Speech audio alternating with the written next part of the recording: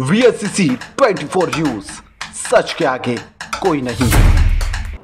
नमस्कार, VSCC 24 news में आपका स्वागत है। मैं हूं एम अब्बास।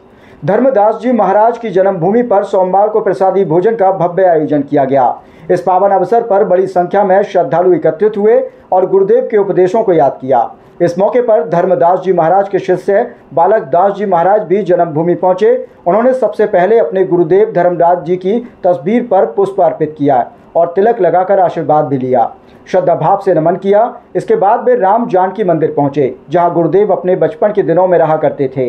मंदिर में उन्होंने पुजारी से विस्तृत चर्चा की। पुजारी ने गुरुदेव के जीवन से जुड़ी कई विशेष बातें साझा की और बताया कि धर्मदास जी महाराज ने अपने जीवन काल में ऐसी कई भविष्यवाणियां पहले ही कर दी थीं, जो आज भी सत्य साबित हो रही हैं। इस अवसर पर गुरुदेव के भाई अवधेश देवेंद्र, बाबूलाल समेत परिवार के सभी सदस्य मौजूद रहे।